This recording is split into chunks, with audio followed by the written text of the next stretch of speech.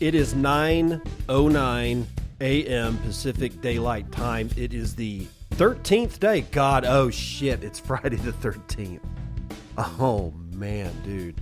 Friday the 13th of March, 2026, and this is episode 1277 of Bitcoin. And first up, we're going to go down south to Paraguay. The Paraguayans have, well, they got new rules for Bitcoin transactions, and it's not all that great, but it's not all that bad either. It could have been a lot worse. I'll give it that. And then stablecoins, as it pertains to the illicit Amazon gold trade, and we're not talking about market trading. We're talking about the mining of gold in the Amazon in an illicit, illegal manner, and probably to the detriment of the people that live there. This is all the news that you can use about Bitcoin and more from around the world with me, your host, David Bennett. We got all kinds of stuff to get through on this Friday. South Korea is going to be back in the news. Tax authority for digital assets. This is, yeah, okay. And that's just great, because every government just needs to steal your money. And then the Bitcoin Policy Institute is pushing against not the Coinbase thing, but Basel's toxic treatment of Bitcoin. I will take you there. CFTC moves to rein in prediction markets. We'll see what they're going to go do. And the SEC's advisory group backs tokenized securities. That'll be fun. It's going to be a brave new world. And if you've read that book, you know you don't want to be in the brave new world. Corporate Bitcoin holdings are going to round us out. And then we will talk about strategy. And I actually have questions about the last couple of strategy headlines that I've seen. And I will tell you what they are when we get there. First up, Paraguay. New monitoring rules for Bitcoin transactions over $5,000. This is from Atlas 21. Paraguay's National Directorate of Tax Revenue has issued General Resolution number 47/26, introducing comprehensive reporting obligations for Bitcoin and all other cryptocurrency activities. The measure requires residents and entities to declare all transactions exceeding $5,000 annually with immediate effect from the resolution's adoption. Platforms and administrators subject to the regulation must transmit detailed data including wallet addresses, blockchain networks, and transaction hashes. Also required are the date and time of each transaction, the amount and its USD equivalent, fees paid, and counterparty information. So they want to know who you sent the money to. The scope of application is broad, covering purchases, sales, crypto-to-crypto exchanges, mining, staking, yield farming, airdrops, lending income, payments, and transfers between personal wallets. So even if you make a transfer from one of your wallets to another wallet, like maybe you're consolidating UTXOs, they want to know. I had no idea that Paraguay was this authoritarian. You never really hear about this country all that often, but holy shit. That list covers everything. Everything. Purchases, sales, exchanges, mining, staking, yield farming. Even they want to know about airdrops. What if you have an old wallet that you, like years ago, that you moved all your shit from it, but that wallet is still there, even if you don't use it, and all of a sudden somebody says, hey, we're just going to do an airdrop to all these addresses, and you get some, but you don't even know anything about that wallet anymore. You ditched the keys, you lost the ledger, you don't give a shit because you moved the real money, the Bitcoin, off of it to something else. See, this is fraught with difficulty, ladies and gentlemen, but the DNIT stated, quote, proper identification and monitoring will strengthen oversight and compliance. The resolution introduces no new taxes, oh thank God, but increases transparency available to the tax authorities. The measure aligns with recommendations from the Financial Action Task Force, which, since 2019, has urged countries to apply stringent reporting requirements on digital assets to prevent money laundering and terrorism financing. Paraguay, as a GAFILAT member, I don't know what the hell that is, good Lord, has incorporated these guidelines to improve anti-money laundering efforts and reduce international scrutiny. The resolution is part of a broader regulatory and financial transition in the country. Law number 7572/2025 on the securities and commodities market formalizes oversight of tokenized assets, while the Securities Superintendency regulates tokens representing ownership or credit rights. The DNIT's jurisdiction, however, covers all cryptocurrency transactions, including decentralized digital assets used as a means of exchange. The government is also considering using seized mining equipment to mine Bitcoin and developing tokenization projects in the agribusiness and real estate sectors. Among the stated objectives are attracting foreign investment.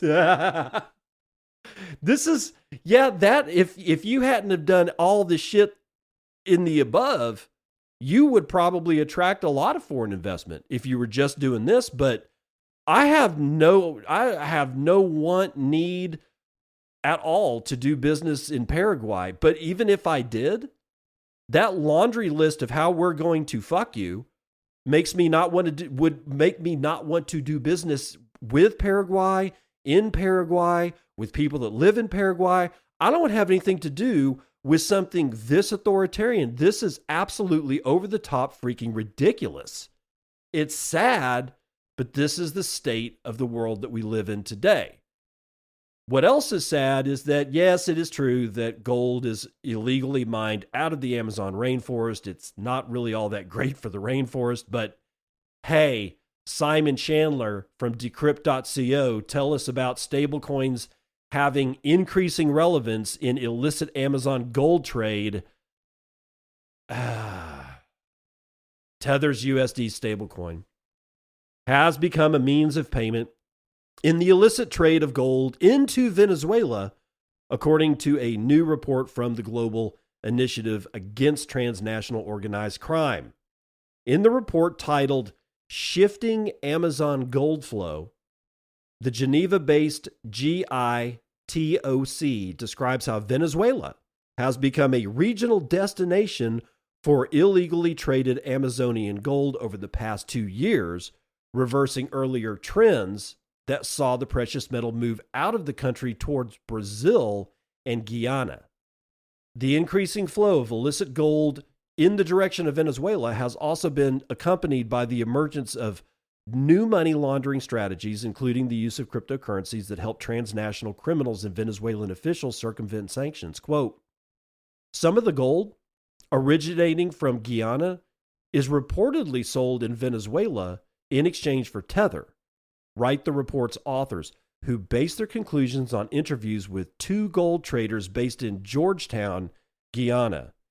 GITOC's Marcena Hunter, who co-authored the report and is head of extractives at the independent civil society organization, told Decrypt that its research indicates that illicit gold traders have been using Tether over the last year. Oh my God. This highlights, and this is a quote, this highlights the increasing relevance of stablecoins in global illicit transactions alongside broader concerns about crypto and organized crime. Given the increased illicit and licit interaction around stablecoins, we expect this trend to develop, she said. Such research chimes with reports from other organizations, with the TRM Labs report from December, concluding that Venezuela has become increasingly reliant on USDT amid sanctions and rampant inflation. GITOC's report notes that gold mining in Venezuela generated just over $2.2 billion in revenue last year, and that it has been providing the Maduro government with a key source of income at a time when mismanagement and sanctions had been reducing oil revenues. And what the organization's research suggests is that the Maduro government had used the Venezuelan gold trade to foster loyalty among politicians and security forces, while elements within the government had also coordinated with the criminal groups that had been gaining a growing foothold in the Amazonian basin. The report reads, quote, within Venezuela's criminal ecosystem, the illicit gold trade plays an influential role, binding together senior political figures, military officials, and transnational criminal groups. Ooh. Hold on. Binding together government, military, and organized crime of a transnational nature. Yeah, that should send the hairs on the back of your neck reaching sky high. A spokesperson for Tether pointed to its work with law enforcement around the world, including the freezing of $4.3 billion in assets linked to illicit activity. Congress is currently debating the United States Legal Gold and Mining Partnership Act, which has made it to the Senate Committee on Foreign Relations and which would reduce the negative environmental and social impacts of illicit gold mining in the Western Hemisphere, pausing to say, no, it won't. As Hunter explained, the bill proposes a strategy to tackle illicit gold mining and trading. Quote, according to the draft bill, the strategy would include combating and disrupting financing and financial flows of illicit actors involved in illicit gold trading and preventing foreign persons from benefiting from the United States financial system, end quote. Hunter added that in order to be effective, the bill should include provisions related to crypto, given the growing role of digital assets in laundering the proceeds of illicit gold transactions. And more generally, Hunter affirmed that any strategy arising from the passage of the bill will have to build upon past experience in combating the illegal flow of minerals. She added, quote, in particular, the adoption of systemic reforms needed to render gold trading more transparent and accountable domestically and internationally, end quote. So it's all stablecoins' fault that illicit gold trading is going on. I can't believe illicit gold trading is going on. This must have only just happened. This must have just happened, I don't know, since the onset of, let's say, Tether. Right? It never happened before. We didn't need any bills about illegal and illicit gold trading and possibly illegal mining before. No. Now that Tether's in the mix, now it's a problem. My suspicion is that there clearly are forces at work against Bitcoin. I think in this particular part, this is somehow or another people trying to link stablecoin and therefore, kind of sully the name of Bitcoin along the way to gold. And that way to get all the gold guys maybe up in arms and get the rest of the public to say, I can't believe cryptocurrency is involved in this illicit and illegal gold shit. Gold is sovereign. Gold is good. Gold is 5,000 years old. How dare you dirty its name by enabling illicit transactions with it through the use of stablecoin and therefore Bitcoin? It's bullshit. This has been going on forever. Illicit gold trading has been going on forever, and all of a sudden here we are and it's all Tether's fault? Bullshit. But we've got other fish to fry, and they're over in South Korea, where AI at the service of the tax authority for digital assets. As if you thought Brave New World was just a book. Here we have it. According to the Korea Times, the National Tax Service of South Korea has launched a tender to develop an AI-based platform designed to monitor digital asset transactions and identify potential tax evasion cases. The project marks another step towards implementing digital asset taxation, which has been repeatedly postponed and is now set to take effect January 2027. To make this tax system effective, the government has allocated 3 billion won to build a state-of-the-art technological platform. The NTS plans to leverage artificial intelligence and machine learning algorithms to process massive volumes of cryptocurrency trading data. The goal is to identify unusual behavior, suspicious trading patterns, and potential attempts to evade tax obligations. The tax mechanism includes a total levy of 22%, including a 20% income tax and an additional 2% local tax. The tax will only apply to annual profits exceeding 2.5 million won, approximately $1,700. By March of 2026, the contractor responsible for developing the platform will be selected. The design phase is scheduled for April, followed by continuous testing throughout the year. A pilot program is planned for November 2026, with the full system expected to launch between November and December of the same year. The platform will not only collect data, but also employ advanced analytical capabilities to support targeted tax audits, uncover hidden income from delinquent taxpayers, and detect evasion strategies related to trading. The NTS announced that analyzed data and lists of suspicious individuals will be shared with other government agencies, including the Korean Customs Service and the Bank of Korea. Wow. Originally approved in 2020, the regulation's implementation was postponed 3 times due to industry opposition and political disagreements over tax thresholds. Fuck you. This is ridiculous. Now, and here's why. Because a lot of people would hear me say that, like, I don't know, people that I'm close to, that are, most of which are normies. And it's just not going to change, man. They would say, but you should pay your taxes. Okay, let's say that I agree with that. I don't, but let's say I agree with that. That's not what I'm getting at here. This is becoming a situation where what will have the potential to be uncovered will make many people that weren't trying to be a criminal into criminals simply because of oversight. They didn't understand something. Who knows?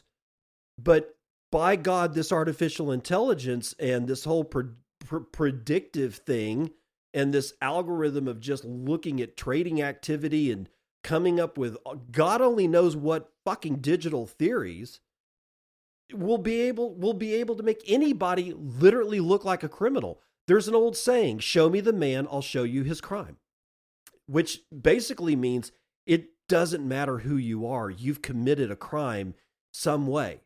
So this entire notion of the income tax, and honestly, any tax that's taken directly from citizenry, and I'm just going to leave it at that. I won't go into small businesses, medium, large businesses, corporations, industries, that kind of thing. I'm going to leave that alone. I'm talking me and you, just regular Joes walking around the street trying to literally mind our own business.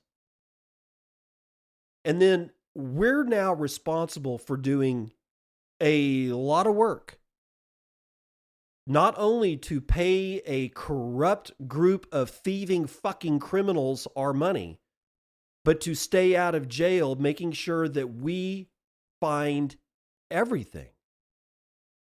I don't remember signing up for that. Whether I'm required by law to pay taxes or not, I don't remember signing up for doing all that work. I don't remember being required to pay a person every single year anywhere between $500 and $1,500 to do my taxes so that I don't fuck it up. I don't remember like literally begging God to incur that cost. So what I'm saying is simply this. The installation of any rules or regulations, and in this case, the format of we're going to give you an income tax, literally turns everybody into a potential criminal, which means that you do not respect your citizenry at all. If you did, you wouldn't do anything that would make somebody that you might get along with and have beers with into some kind of scum-sucking miscreant. You see what I'm getting at? Income tax in this case has turned regular people into potential criminals when they have literally not a terrible bone in their body. They save kitties. They fix little birdies' broken wings. You know what? Whatever. People in general are not out to just kill and maim and destroy. Are there people that are like that? Yeah, there are. But I'm not going to say that half of the people walking the planet are that way. This whole notion that everybody is a potential criminal needs to be stopped. And I wish I knew how to do it without some kind of worldwide violent revolution that literally either imprisons everybody that has anything to do with power, from the city to the county to the state to the nation level, all around the world forever, so that we can get them out of our business. Shoot them into the sun, throw them over a cliff. I don't fucking care at this point. I don't like any of these people. They certainly haven't given us any signals whatsoever that they like us. This is literally an us versus them situation now. And they're going to continue to hammer us to death. It's really sad, and I wish it wasn't coming to that, but it is. The writing is on the wall. There will be some kind of worldwide revolution. You know what?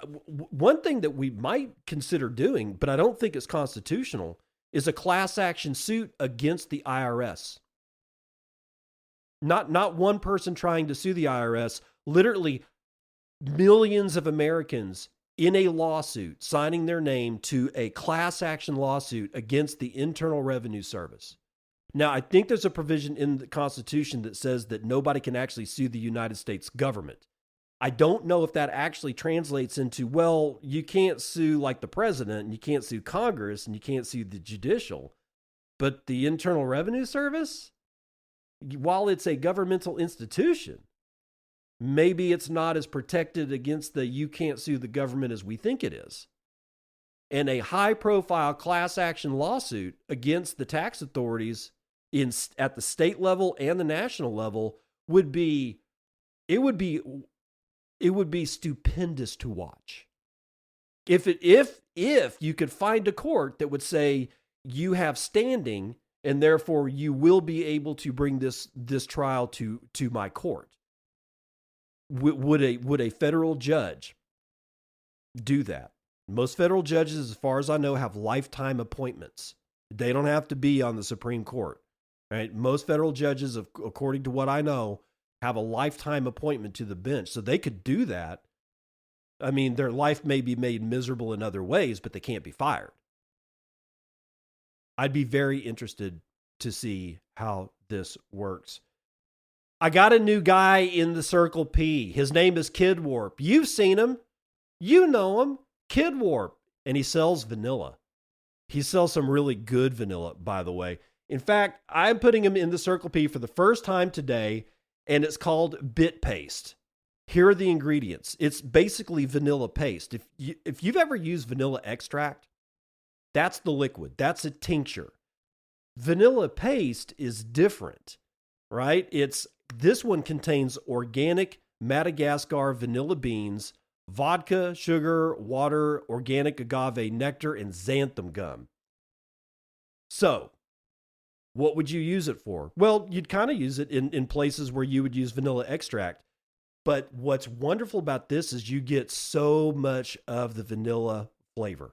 Now, I have not actually tried Kid Warp's version of vanilla paste, but vanilla paste I have used for freaking years.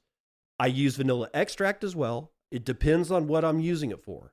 But if I need a high-powered punch in the face of vanilla, I'm going to use vanilla paste if I can, right? If I can. And Kid Warp has it, and you're going to buy it in Bitcoin, because if you're not selling it in Bitcoin, you're not in the Circle P. You can get a 4-ounce jar for $20. And honey, 4 ounces of this stuff is going to last you a long, long, long time, right? Drunken Kenyan Bitpaste, you can get a 4-ounce jar of that for $25. He's only got 4 of them left, though, by the way. So you're going to have to act quick. Now, here's the issue. He does not have a storefront. He does not have, as far as I know, there is no particular place that you can go. You got to go to Nostr, because he is Nostr only. He's not on X, right? He's not on, as far as I know, Instagram. you're going to need to go to Nostr, and you're going to need to look for Kid Warp's Vanilla Shop. So sign in with your private keys to some Nostr. I'm using primal.net, and I use the search function, and I typed in at Kid Warp's space vanilla space shop, and I was able to find him. Right? That's how I'm getting to him. I have Kid Warp's Vanilla Shop, the link to the Primal, in the show notes, right? In the show notes, along with the prices that he has for his stuff. Please use the code Bitcoin so that you can tell Kid Warp that you are purchasing his vanilla because you heard about it here on the Bitcoin and podcast in the Circle P. Use Bitcoin and as the coupon code. That's going to let them know, and you get free shipping out of that. Okay, so otherwise you got to pay shipping. So you will get free shipping if you use the code Bitcoin and at Kid Warp's Vanilla Shop. You are going to have to look in the show notes under the heading Circle P for today's featured vendor, and that is Kid Warp's Vanilla Shop. Make sure you use the code Bitcoin and. Bitcoin Policy Institute against Basel's toxic treatment of Bitcoin. Atlas 21. The Bitcoin Policy Institute has announced it will actively oppose the way Bitcoin is treated under the Basel framework, ahead of an imminent regulatory proposal from the United States Federal Reserve. Connor Brown, managing director of the BPI, stated in a post on X that the organization will, quote, carefully review this proposal and submit a public comment to ensure the U.S. regulators treat Bitcoin in the right way, end quote. The move comes just one day after the Federal Reserve announced its intention to issue a public proposal on how American banks should implement the Basel Committee on Banking Supervision's guidelines on asset risk weighting. Michelle Bowman, the Federal Reserve's vice chair for supervision, stated on Thursday that the agency will propose the new rules in the coming weeks with the goal of more efficient regulation and banks better positioned to support economic growth while preserving safety and soundness, end quote. According to Michelle Brown, Bitcoin is currently classified as a toxic asset under the Basel framework, carrying a 1,250% risk weight, described as, quote, more severe than virtually every other asset class. By comparison, cash, physical gold, and sovereign debt carry a 0% risk weight. Under the same framework, the 1,250% capital requirements means that banks must hold approved collateral on a one-to-one basis against any Bitcoin on the balance sheet, making holding the asset significantly more costly than any other asset classes. In a blog post published last month, Brown had already described Bitcoin's treatment as, quote, the most punitive classification in the entire Basel Committee framework and a category error. In 2021, the Basel Committee had proposed placing cryptocurrencies in Group 2 of high-risk assets, limiting holdings to less than 1% of the value of Group 1 assets. Quote, this risk weighting makes it extremely difficult for banks to provide financial services to Bitcoin holders and companies in the sector, Brown stated. So it's actually written on a piece of paper that the assholes in government and other institutions around the world when it comes to finance look at. And it says Bitcoin is a, quote, toxic asset, end quote. I did not know this. I did not know that the Basel Committee had actually listed Bitcoin as a toxic asset. You know what? I'll bet there's other toxic assets out there, and we're going to read about them because I'm going to run the numbers.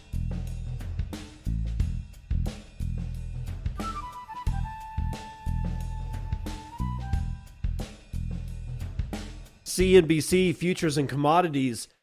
Energy is pretty much blowing past all kinds of stuff. There seems to be no way for any announcement that any government or international group on energy can say, write, or release that is stopping the continued march of oil up into the stratosphere. They were going to release 400 million barrels of oil from the IEA, International Energy Agency. All agreed. They got all these guys agreed. They're going to release 400 million barrels of oil. In all of a sudden, the minute that they said that, the price of oil dropped precipitously. And that was a few days ago. And since then, we're damn near right back to where we started. It all, like, at first, all the news headlines all said, oh, relief because of the IEA, relief because we're going to get 400 million barrels of oil. It's going to be great. We've solved the problem. And now the headlines read more like 400 million barrels isn't close to enough. And by the way, we have been refilling in the United States our strategic petroleum reserves. But honestly, from what I've read, we are nowhere close to getting it back to pre-COVID levels. So I think the market has now digested it because Brent North Sea is back over $100, 101.63 after a 1.16 rise. Oil, or West Texas Intermediate oil, is up 1.25% to 96.88. Natural gas falling over 2 points to $3.16 per thousand cubic feet. Gasoline up a point, just within striking distance of $3 a gallon. Murban crude is down 4.22%. A little bit of technical correction there to 112.71. Gold and the rest of its brethren are being shown the door. Palladium is down 4.3%. Gold is down 1.44%. Back to 5,052 you go. Platinum is down 5.8%. Silver is down 5.5%. Back to $80.03. Copper is down 1.5%. Mostly red in ag today. Biggest loser is coffee, 2 points to the downside. Biggest winner is wheat, 2.5% to the upside. Live cattle down a row of sticks, 0.11. Lean hogs down 0.8%. Feeder cattle down damn near nothing. It's essentially sideways. But the S&P is down 1/5 of a point, and the NASDAQ is down 1/3. The Dow is the only one in the green today, not by much, 0.12% to the upside, and S&P Mini is down 0.13. And then there's Bitcoin, which was flirting just 3 hours ago with $74,000, and somebody said, I don't like that shit, sold a whole bunch of Bitcoin, and now we are at 71,810. That is a $1.44 trillion market cap, and you can get 14.2 ounces of shiny metal rocks. Yesterday it was 13.6. Now we can get 14.2 ounces of our favorite shiny metal rock with our one Bitcoin, of which there are 20,001,454.28 of, and average fees per block are nominal, 0.02 BTC, taking in fees on a per block basis. 30 blocks carrying 50,000 unconfirmed transactions waiting to clear at high priority rates of 5 sats per VByte. Lows get you in at 3. We have dumped on hash rate. We are back below the zettahash territory, sitting at 971 exahashes per second. I'm good with that. I don't need it to be zettahash territory. I really don't. In fact, it could go all the way to 500 exahashes per second, and I would know that we'd have as much security backing all the transactions on the Bitcoin blockchain that we would ever need. I honestly don't need a zettahash. It's fun to look at sometimes, but it's wholly unnecessary. And from yesterday's episode of Bitcoin and Holy Unholy Matrimony, I got God's Death giving me 237 sats, says, thank you, sir. No, thank you. Nick Dose with 169 sats says, cheers. Right back at you. And Nostr Gang with 100 sats and a smiley face. Thank you, sir. I appreciate all of your support. That's the weather report.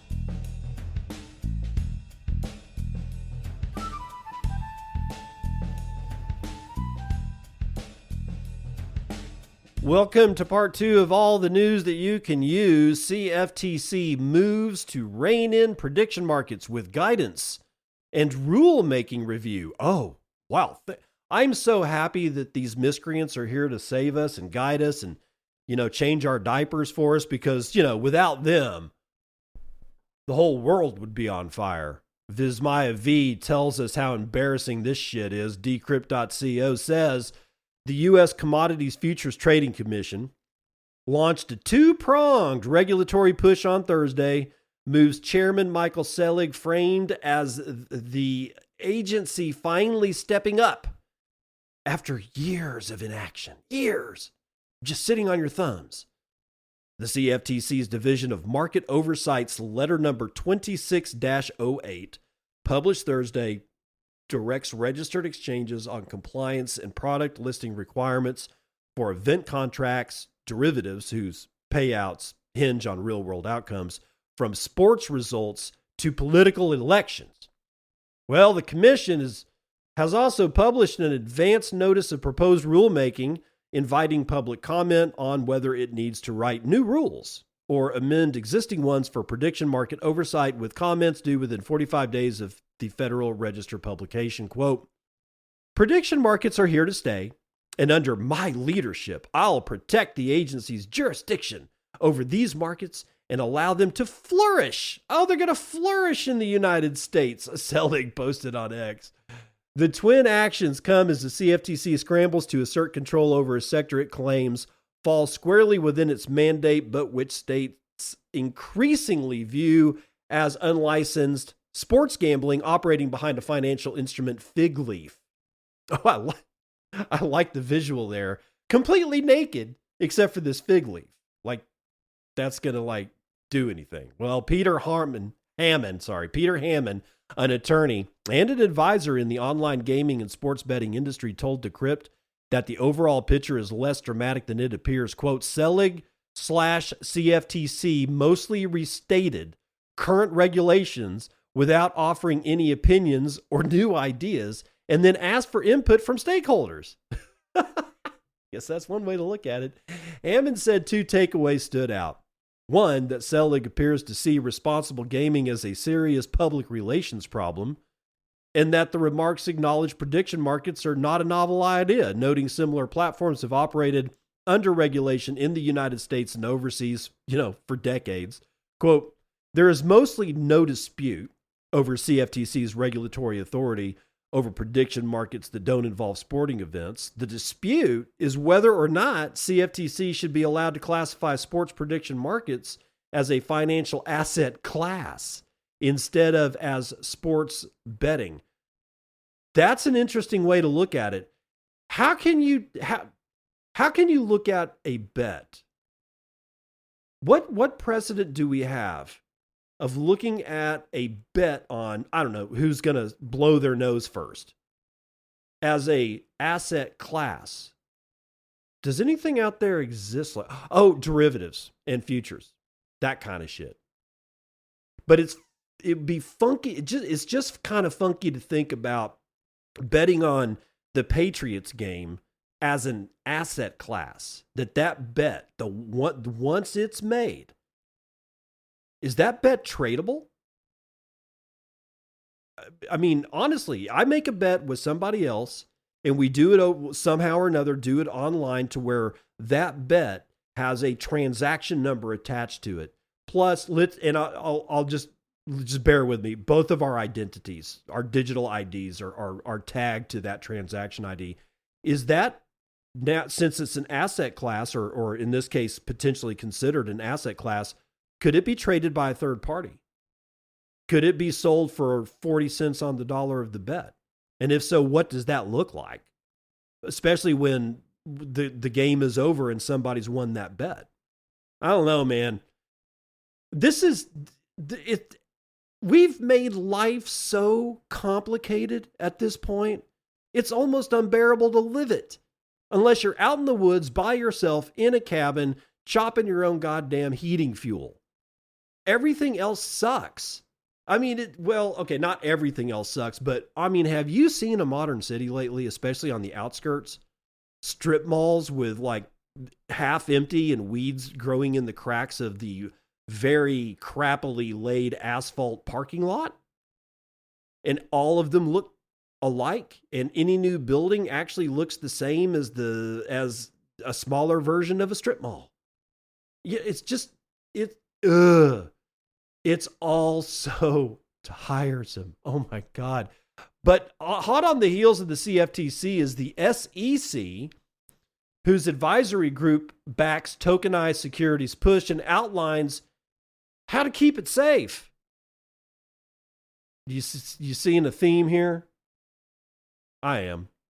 Okay, this is Jesse Hamilton writing for CoinDesk. A committee that advises the U.S. Securities and Exchange Commission recommended that the agency move forward on a tokenized securities policy that would allow traders to cut out the kind of go-between settlement that Wall Street investment firms have relied on for decades. The SEC's Investor Advisory Committee voted on Thursday to recommend narrow exemptions for the blockchain-based innovation for the trading of stocks, as long as the activity comes with mandatory disclosures, routine outside supervision, and a requirement that the trading of tokenized equity securities seek to ensure that all investors receive the best terms for their orders, end quote. These crypto assets still meet the definition of securities under the law, as SEC Chairman Paul Atkins has regularly contended. And that means the activity needs parallel safeguards to the traditional system. Atkins said his agency is working toward formal regulations on tokenization. Now this work has the backing of an official recommendation from the committee, whose members include veterans from major trading firms, institutional investors, and academics. The traditional approach to stock trading features brokers, transfer agents, and centralized settlement databases can take a day or more to execute. But in placing that same stock on chain, the delivery of the tokenized security and the payment can happen as a single transaction with ownership records embedded directly into a single blockchain, end quote. The group told the commission that the newer approach doesn't come without risk. Quote, the most significant risk associated with the tokenization of equity securities is that these reforms or grants of exemptive relief could introduce new risks that investors do not understand and impose higher costs that outweigh the benefits of tokenization, according to the recommendation document approved by the committee. In remarks on Thursday, Atkins praised the committee for its recognition that tokenization can enhance settlement efficiency, reduce settlement risks, and eliminate unnecessary intermediaries. Quote, I expect the commission to soon consider an innovation exemption to facilitate limited trading of certain tokenized securities with an eye toward developing a long-term regulatory framework. What they're signaling here is that this is coming, and it's coming soon. That we've been talking about tokenization of equities for a while now, probably this year, most likely this year. Now on to corporate Bitcoin holdings hit a record high. Let me repeat that. After the debacle starting October 10th of last year, continuing all the way through this year and kind of recovering a little bit just now, corporate Bitcoin holdings hit record high as institutions accumulate 2.8 times the mining supply, according to a report. Micah Zimmerman, Bitcoin Magazine. Corporate ownership of Bitcoin has reached a new high in early 2026 as exchange-traded funds, multinational corporations, and private firms expand their exposure to the asset. According to the latest corporate adoption report from BitcoinTreasuries.net, the data shows that institutional demand now forms a central pillar of the Bitcoin market. Public companies, private firms, ETFs, and government-linked entities collectively hold a growing share of the circulating supply, with a small number of large buyers responsible for most of that accumulation. The findings illustrate a shift in Bitcoin's ownership structure. Early adoption was driven by retail investors and technology enthusiasts, but today, large financial vehicles and corporate balance sheets shape the flow of capital into the asset. A major force behind that transition has been the rise of the spot BTC ETFs. These funds have accumulated substantial reserves since their introduction in major markets, offering investors exposure through regulated exchange-listed products rather than direct custody of the underlying asset. Institutional allocators often prefer ETFs because they fit within traditional portfolio framework and comply with regulatory requirements. The results have been a steady inflow of capital into ETF products, tightening supply on exchanges and anchoring Bitcoin within mainstream financial markets. Alongside ETFs, a small group of public companies continues to dominate direct corporate ownership. The largest holders maintain treasuries measured in tens of thousands of Bitcoin and treat the asset as a primary reserve rather than a speculative investment. The most prominent example remains Strategy, of course, the software firm led by Michael Saylor. It's continued to expand its holdings during February, purchasing 5,000 Bitcoin through a series of weekly acquisitions.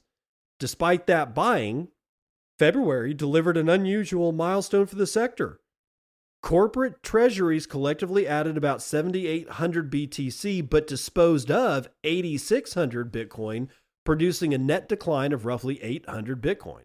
For the first time since standardized data tracking began, according to the report.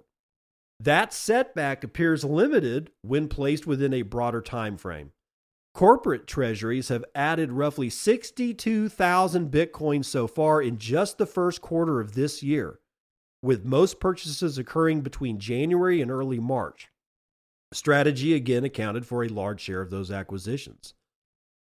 Beyond direct purchases, the structure of corporate Bitcoin financing has also evolved. Companies linked to the sector now rely on preferred shares, convertible securities, and other forms of digital credit to fund acquisitions while offering investors high yields.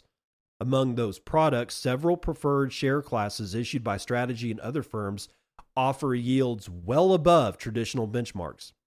One floating rate instrument linked to Strategy carries a credit spread of roughly 7.6 percentage points above 3-month U.S. Treasury bills, according to research cited in the report. I think that they're talking about Stretch, because I think that is an 11.6% yield on the Stretch security.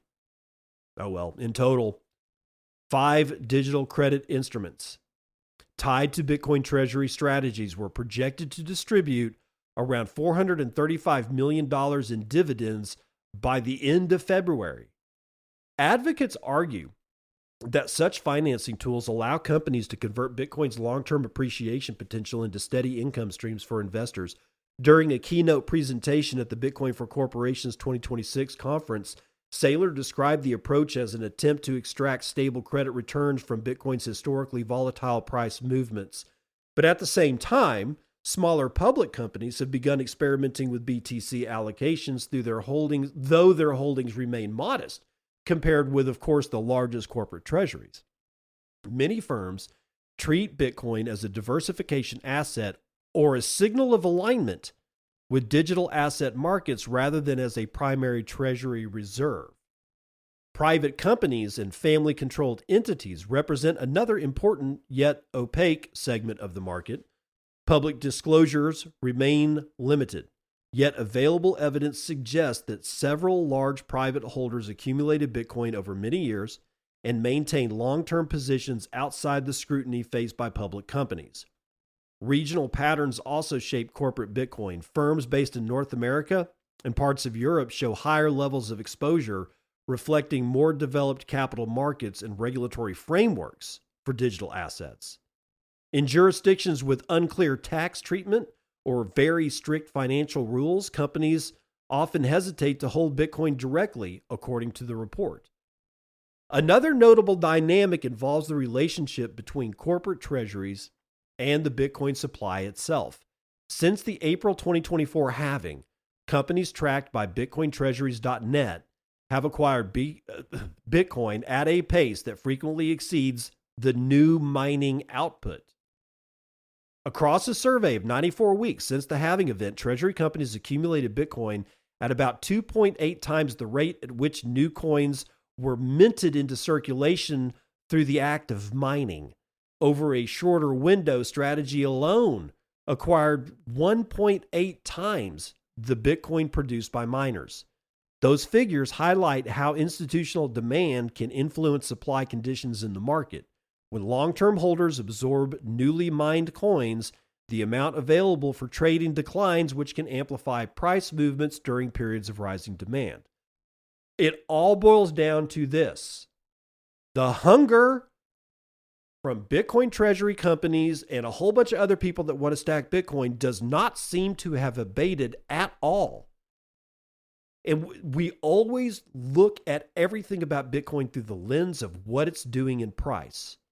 And generally speaking, a lot of the headlines that I've read in the past, a lot of the things that I've seen on X, hell, a lot of things that I've seen on Nostr suggest that the people that used to really be interested in Bitcoin treasury companies have finally just gone away. Clearly they have not. Clearly they have not. And here's one of the reasons why I know that.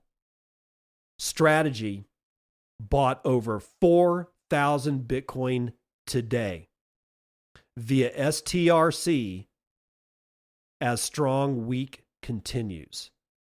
Micah Zimmerman, Bitcoin Magazine, leads us out for the week. Strategy appears to have purchased more than 4,000 Bitcoin on Thursday, according to estimates derived from real-time trading data and community tracking dashboards monitoring the firm's preferred equity sales. Data from STRC Live and Market Tracker suggests that the purchases were funded through heavy issuance of the company's variable rate Series A preferred stock, STRC, a perpetual preferred instrument that Strategy is increasingly used to raise capital for Bitcoin accumulation. By the end of the day in New York, trading activity implied the firm had already raised enough capital to acquire more than 4,000 Bitcoin, marking the single largest day Bitcoin purchase funded through STRC since that instrument was launched. The surge follows unusually strong activity earlier this week.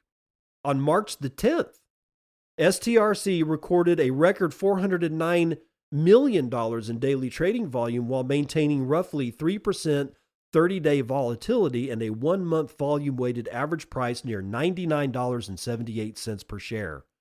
On-chain indicators and community monitoring suggested that day's activity funded the purchase of more than 2,000 Bitcoin, already one of the largest one-day accumulations tied to the instrument. Thursday's pace easily surpassed that figure. Strategy, already the largest public corporate holder of Bitcoin, has increasingly leaned on its preferred equity program to finance additional acquisitions. Earlier this year, the company amended its at-the-market program, allowing multiple agents to sell STRC shares simultaneously. The change increased liquidity in the instrument and made it easier for Strategy to raise large amounts of capital very, very quickly, with proceeds directed toward Bitcoin purchases. Real-time dashboards tracking STRC trading attempted to estimate how many shares Strategy itself is issuing versus secondary market trading. Because the company previously indicated it may sell shares when the price trades above its $100 stated amount, analysts can approximate capital raised when trading occurs above that threshold. A recent SEC filing disclosed that the company purchased 17,994 Bitcoin between March the 2nd and March the 8th for approximately $1.28 billion, and that acquisition lifted the firm's total holdings to 738,731 Bitcoin, representing 3.5% of the total Bitcoin circulating supply.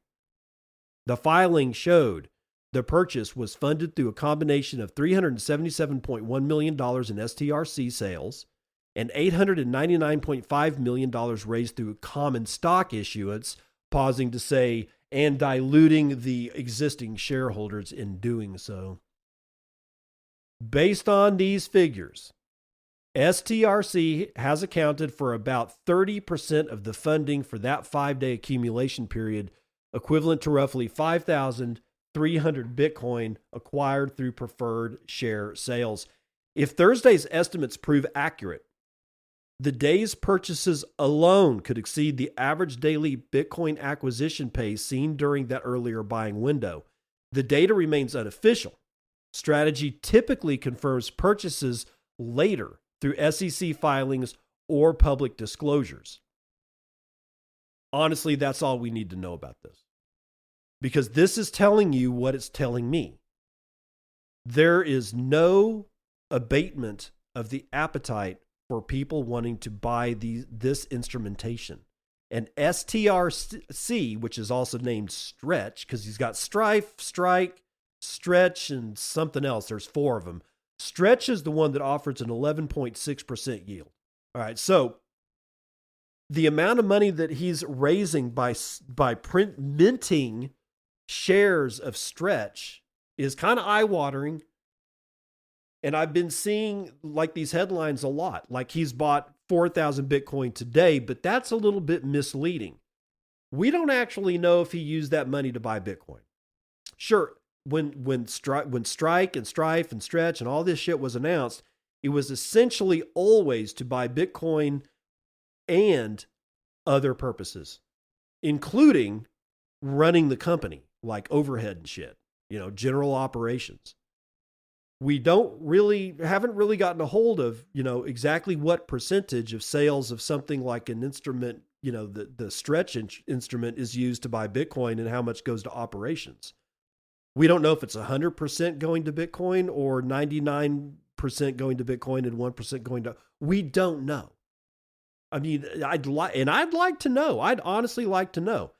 However, as we read here, and for the last week, I've seen these headlines. Usually we have to wait for Michael Saylor's announcement on Sunday on X when he posts his dot plot before we know that Monday morning there's going to be an SEC filing released, and then Saylor will say, we bought this much Bitcoin. All right, that's normally how we find out that he bought Bitcoin that week and how much he bought. But over the last week, I've seen 3 headlines that suggest that this is how much he bought today. But that's not what's going on.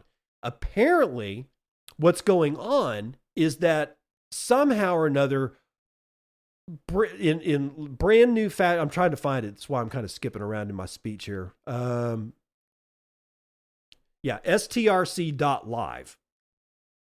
I can only presume that this is kind of new. strc.live, also known as the yield terminal. It's right there in the website. And it seems to be brand new. And it seems to be how people are looking at what STRC is doing, how much of it people are buying, and then inferring that Michael Saylor has enough money. They basically, divide how much money he got through the sale of STRC through the website STRC Live, and then dividing that by the cost of Bitcoin and coming up with, here's how much Bitcoin he bought today. But we don't know if he actually bought any. See, that's a little misleading. So when you see these headlines, understand that he could potentially buy that much Bitcoin. We know how much STRC he sold. We know how much he sold it for. But we don't know if he actually purchased Bitcoin with it. And we'd never know that until Monday mornings. So just be aware. It is the weekend. It is Friday the 13th. Be careful of black cats crossing your path. Have a wonderful weekend. I'll see you on the other side. This has been Bitcoin and I'm your host, David Bennett. I hope you enjoyed today's episode and hope to see you again real soon. Have a great day.